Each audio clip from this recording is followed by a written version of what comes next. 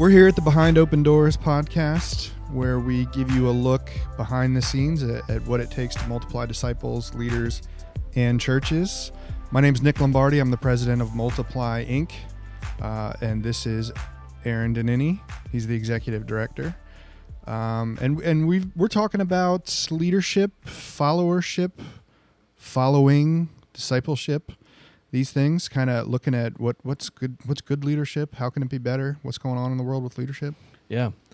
You and I had a conversation a few months ago now, and we started talking about this concept, this idea of followership, and I was a little bit surprised because you're a pretty cutting edge guy, and you were like, "Man, I've never heard that term before," and I was like, "Well, Nicholas Lombardi, why have you not heard this term before?" And yeah, we just had a really good conversation about like how we should be focusing more on followers and followership. In some sense, in some cases, even more than we're focusing on leadership. Because as we talked about last episode, like we tend to have this preoccupation with leaders and leadership. There is a giant leadership section on my shelf over here at Barnes & Noble in Amazon. Like leaders and leadership is a massive conversation and has been for the last, 70 years in our country. And we're saying we need to see some balance at least, if not an entire shift towards focusing on followers. Mm-hmm. We're obsessed. I think America in particular, but definitely human beings are obsessed with leaders. Absolutely obsessed. I saw somebody sent me this morning an interview with Carl Lentz, and sort of 4 years later, where's he at? What happened? And just unpacking all of this kind of stuff. And part of me is like, hey, should we still be focused on this guy? So and it's got millions of views and millions. We have to know about the guy that's in the spotlight. We have to know everything that we can and try to understand that. What is that? Is that something inside of us? Where does that come from? Yeah, that's a good question. I think yes. I think ultimately we even see. I mean, we'll talk about this a little bit in this episode, but we even see Israel wanted a king, right? And God's like, "Hey, I'm your king." Yeah. And they're like, "No, we want that guy. He's big and tall and strong and good looking." And so I think we see the natural man wants some person in front of them to follow. And in some cases, I wonder if it's like just to sort of defer or press responsibility on somebody else and not themselves too. I wonder if that's it. The last time we spoke, we kind of talked about this focus on the innate ability that people have, and the idea with this, I think you called it the great man theory or the trait theory that dominated up until the 1950s and still probably dominates a lot of sort of common thought, that this idea that like people are born to be leaders. I was thinking about it. I'm like, yeah, I like Good Will Hunting. Kind of like this idea of innate hidden ability that then sort of expresses itself and where you can go like that's cool. I don't know. I think that's kind of neat somehow. And I don't know if that's a healthy view, but then I was thinking like, if we view a leader as having this innate ability, this innate charisma, this innate ability to speak in front of large, groups of people, to influence people, it really does kind of take the onus off of me. It's like, well, I can't do the things he's doing. That's just for him to do. Right. And to relieve some pressure there. Relieve some pressure, and then in some cases also have something to complain about, or somebody to complain about. Wow, they're just not doing their job as a leader, so we need to get rid of them. Or we've got this. By the way, it just hit me too. Like, our country is literally structured this way too. Where we have this. We're in election year right now, and we've got this a president that's going to be reelected, and we give him 4 years, and we put so much on that one guy in our country to fix things. Yeah. When in fact our country is actually structured with these checks and balances Yeah. of the executive branch No, it's true. and the judicial and all that, and legislative. So like it's already structured for balance. But man, the public loves the one guy, the figurehead, to be able to say it's him. He's the problem. It's so or true. he's the victor or whatever. you Yeah. know? I was just for some reason thinking about the State of the Union. I don't care who's given the State of the Union address. The president does. Mhm. I don't care who. I hate it. I don't care. I watch them all. Yeah. And there's something about it. It's so monarchic. Like he comes in and he's like, y'all are on my time. Yeah. And everyone's cheering. And then he takes like an hour and a half to shake people's hands. And everyone acts like, oh my gosh, I get to, like, you guys work with this guy every day, but they act like, oh, it's so special to shake his hand. And then it's like, okay, here's how I see everything going on in our country. Here's the state of our country. Mhm. And people just clap every 7 seconds as if that truth that's being delivered by this one person who's reading something that someone else wrote for him, who's actually running the country, is like the most important thing in the world. And it's, man, that probably reinforces a lot of this not great stuff in us. It does. And then we thumb our nose at a parliamentary democracy of some sort where you have a prime minister as a figurehead of and we don't like that style of government because there's not really one person to hold accountable and in that kind of setting, and it's really it's fascinating. It really is. So I think what we're stepping on here, and then if we kind of transfer this to the church, we're like that culture just is, right? And our context of leadership is that we want somebody up at the top to be able to hold accountable for whatever, the good and the bad, and to look to follow, to have hope in, or whatever.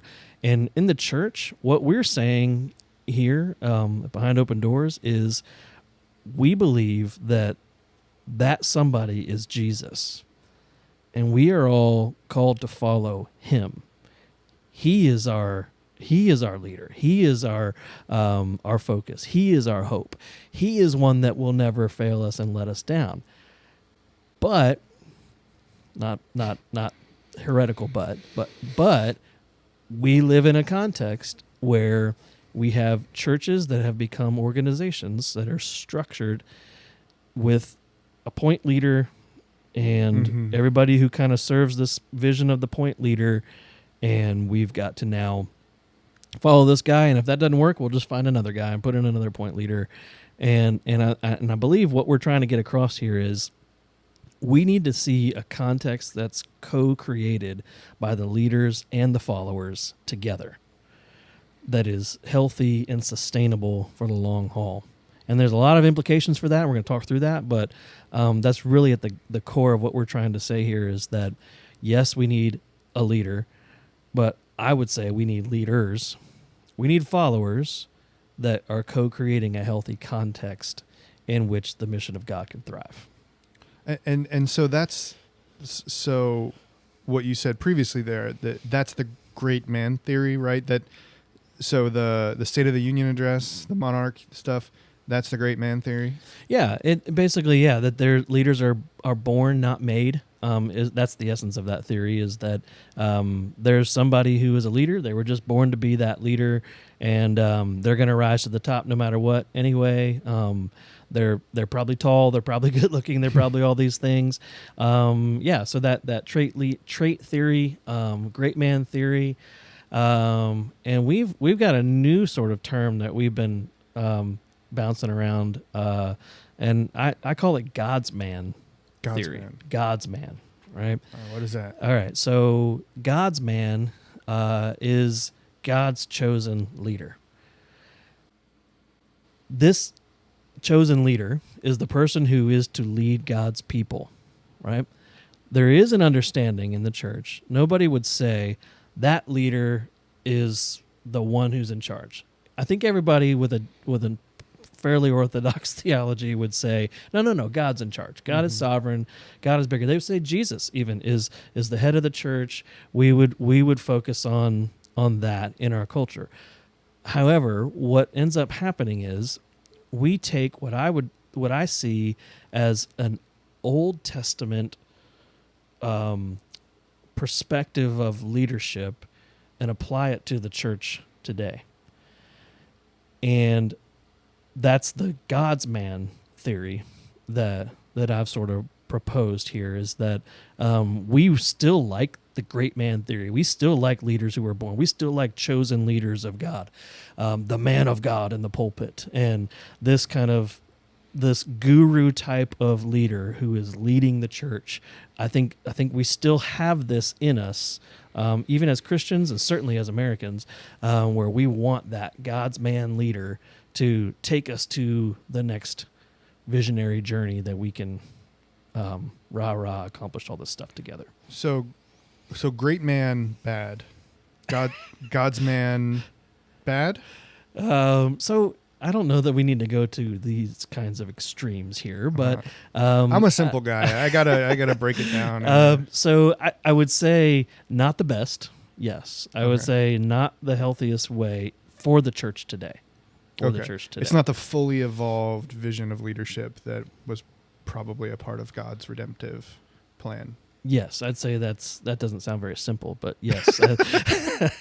So who are we talking about here in the Old Testament? Can you give me some examples? Yeah, I think the first easy example, honestly, is Abraham. Obviously, he was God's chosen man to be the father of a great nation. In Genesis 12, he's chosen to go to a land that God would show him, and that he would be their God, and he would establish a people through this man, Abraham. And of course, we know the story of Abraham. He tries it on his own power by the authority, or by the suggestion of his wife, and that's a mistake. And so now we've got this. It's not this kid by Hagar. It's by your wife, Sarai at the time, who's going to have a child at 90 plus years old, and through that child is going to be my promise. And so Abraham believed God, and it was credited to him as righteousness. He followed God, and he was God's chosen leader, God's chosen man to really establish the first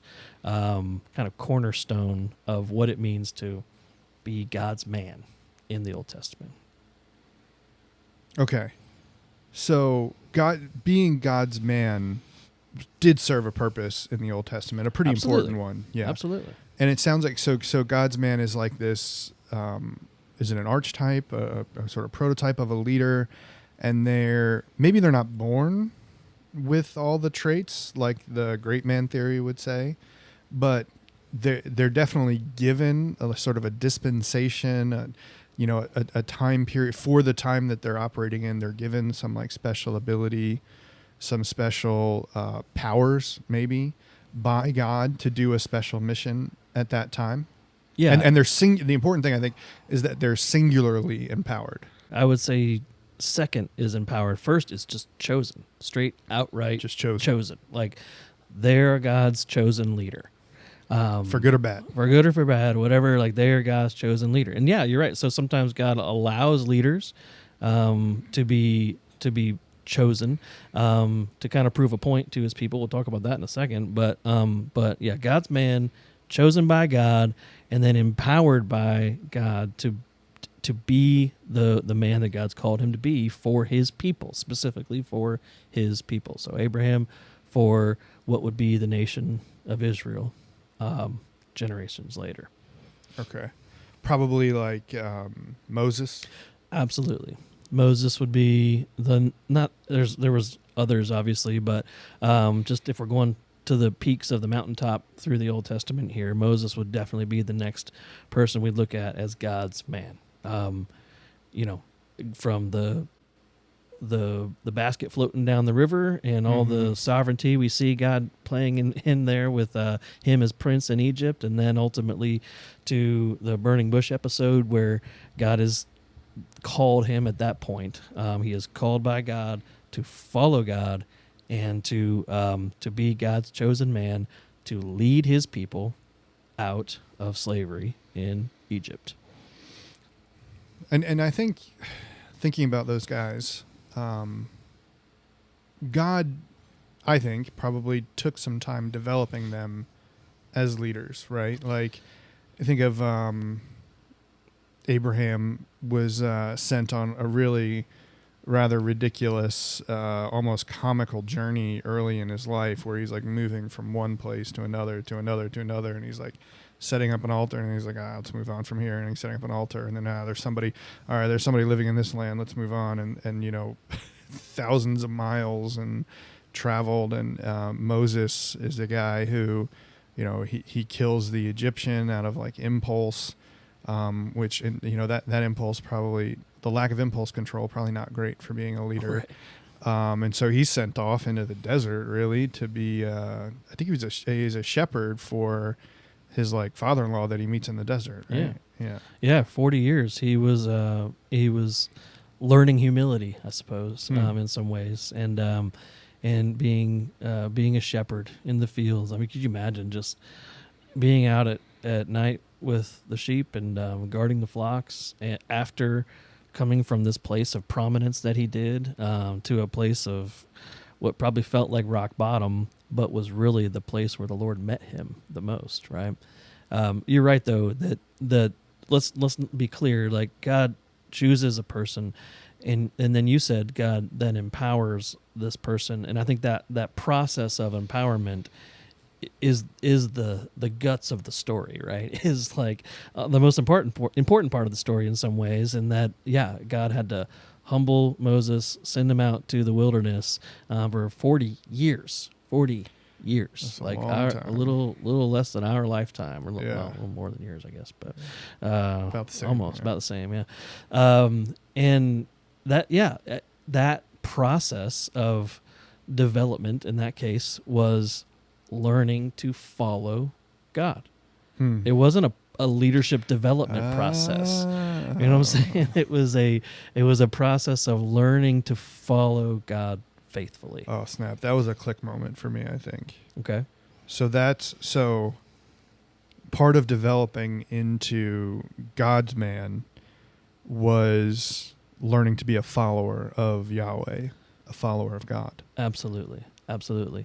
People who lead God's people are first followers before they are leaders. And that's probably at the heart of followership, right? Absolutely. Yeah. Absolutely. That is the starting point. You follow before you lead. You learn to follow before you learn to lead. You in the Old Testament, we kind of know ahead of time. For instance, the next one would be like David, right? Yeah. We know ahead of time David, as a teenager, is anointed by God through Samuel, right? Mm-hmm. He's anointed by God to be the next king of Israel while there's already a king in Israel. Awkward. A little awkward, yeah, exactly. And this was the king that the people pined for, right? We went through the season of the going into the land, conquering the land. We go through the judges cycle of faithfulness, unfaithfulness, faithfulness, unfaithfulness, and the judge was the one that always brought them back to faithfulness, and God was to be the king of Israel. And Israel said, no, we want our own king. We want to see our king. And so they choose Saul, who's taller than everybody else, prettier than everybody else. And they're like, he looks like a king. He should be our king. And he ends up being a terrible king, but God allowed it, right? So in a way, he was God's man for God's people for that season because God needed to show his people that he was to be their king. And so after a series of, unfaithfulness and terrible things going on, Samuel goes and anoints David, who, by the way, is doing what? Probably shepherding? Shepherding the flocks in the field. And so this shepherd leadership, by the way, is a great book by Timothy Laniak. I forget the name of it now, but it's something shepherd leadership in the Bible or something along those lines. But man, it is so good. It chases this thread of shepherding throughout all the scriptures to show what we're really talking about here. And shepherding in the Old Testament was not like herding. Like, it's not like herding cattle. It was literally leading the sheep on paths of righteousness, because Mm. along a mountainside there would be a pathway that the shepherd would walk first and all the sheep would follow him. Like that was the path of righteousness. I think we have this kind of Irish idea of shepherding, right? Where it's like this herding, where we send the sheepdogs and they herd them into the fences. And I watch these videos all the time on social media. They're just fascinating to me. But that's not what we're talking about in the scriptures. Interesting. We're not talking about. We've heard this before. Preachers will preach these sermons like shepherding from behind. The leader's supposed to be from behind. That's not true. That's not true. Like shepherd leadership in the Bible is from the front, but it's for a very different purpose than just trying to get everybody into the same door. It's literally leading them, guiding them to safety. And if one falls off the cliff, going and chasing after them. It's a very different style of leading than I think we're used to in our context. Yeah, I think if you've ever been or seen videos, photos of what we call the Middle East region, that actually makes a lot more sense, because one thing you notice when you're there is a surprising lack of grass. It's not easy to find green grass for sure. So that kind of Irish pasture, grass is everywhere, and just go get it, guys. That kind of thing is not exactly the situation. The other thing that just came to mind is that it's a treacherous land, like not a flat pasture, green pasture for the most part, right? There's hills, there's cliffs, there's small walkways where you have to go. In fact, this might be why sometimes Jesus talks about, like, when your sheep is in the ditch or falls off the way, do you go back for it or do you stick with the 99 kind of thing? So it would make sense that a shepherd was really trying to carve out that pathway, that safe, righteous pathway for the sheep that are following him. Yeah, That's absolutely. So David is chosen as God's man, the king of Israel. But the interesting thing about that, this is a fun sort of aside on this, but the language that's used for David is that he is to be not the Melech ruler in Israel, but the Nagid ruler in Israel. These are Hebrew terms. Melech is the word for king. Nagid is the word for prince. And so even in David's choosing as being God's man, king in Israel, not the first king, but God's king in Israel, a man after God's own heart, all these things, he is prince, not necessarily king, because God is to be the king of his people. That one struck me. I was like, man, that's it. Like, God is still king, but he chooses his man, in this case, to be that representation. By his grace, he still gave the people what they wanted in some ways. And we see very quickly that David was not really a man always after God's own heart, right? But he still was God's man. That's fascinating. When I hear prince, I think number 2. You know, the number 2 in charge. Or, obviously the son of the king. Somebody given significant power and an area and things like that of influence, but not the number 1. So I wonder if that's tied intricately into him being after God's own heart, kind of taking that deference position. But okay, I think so. Great man, bad. I know I'm harping on it, but God's man, not necessarily bad, but it's this Old Testament model where these men typically were given special influence and chosen by God for that specific time and that specific place and to work out God's plan for that. But they were never meant to replace God. They were never meant to actually replace the king and to be the fulfillment of these things in our hearts that seek after that one person. That is still reserved for God. And whether they did that perfectly or not is kind of besides the point. The model was still probably for that to be the case. But if I'm understanding, we're leading to like, well, that's not really the ideal situation for us today. Yeah. Exactly. And before I jump to that, sorry, I just thought about this as you're talking. The line of David is what produced the next kings in Israel and Judah. And so that line was like God's line, right? Mhm. Because it had to lead to Jesus eventually. And so like even choosing David was so important because that is the generational line from which Jesus would come. And so even those next kings that, and most of them terrible, of the vast majority of them terrible, was still a God's man line to get us to a savior. And in the mix of that, we have prophets that were all a part of this as well, right? And so if I were to pick a prophet who was like the God's man prophet, no surprise here, I would pick Isaiah. Isaiah's, there's so much to understand in Isaiah that I still have very, very little knowledge of. I feel like I'm just still scratching the surface on a lot of things in Isaiah. But one thing that I think sticks out for our topic, though, is interesting. Throughout Isaiah, the book of Isaiah, he refers to himself as the servant of the Lord. Mm-hmm.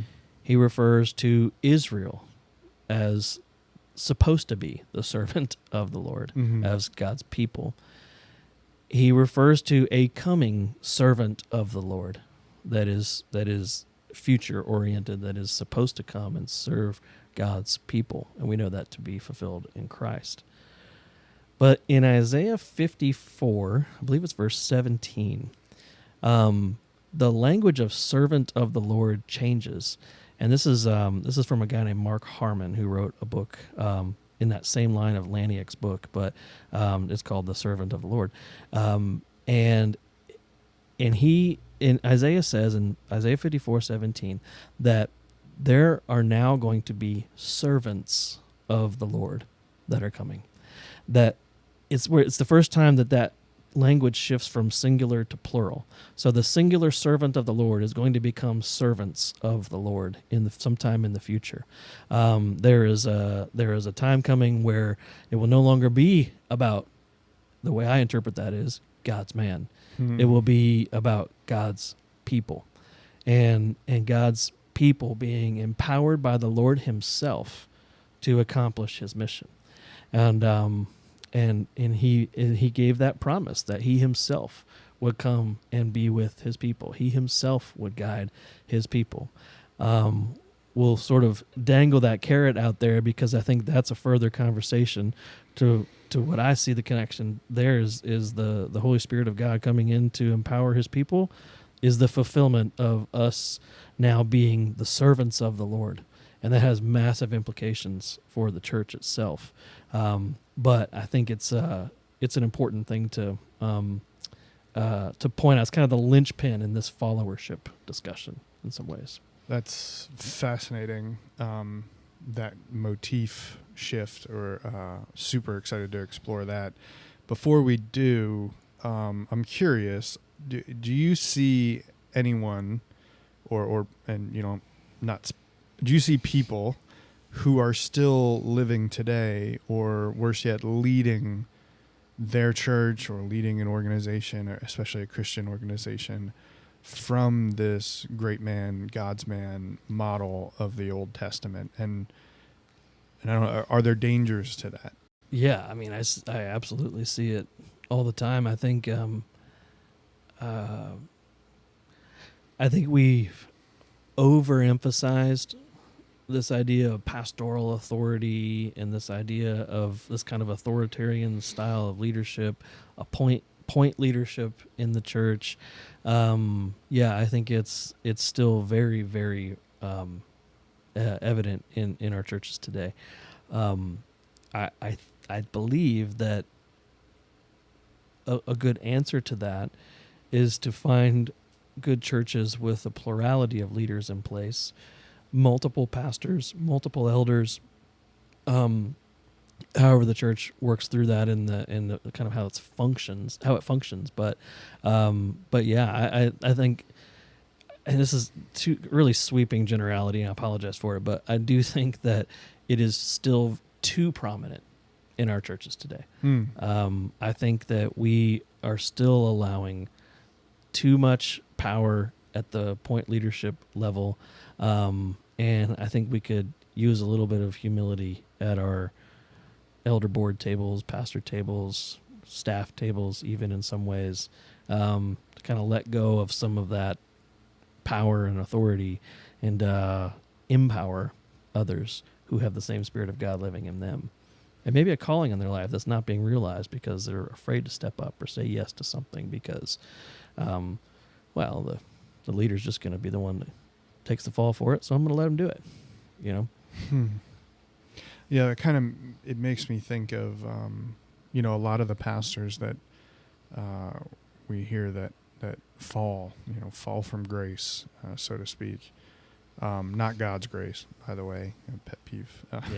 But from the favor of the congregation and that kind of thing.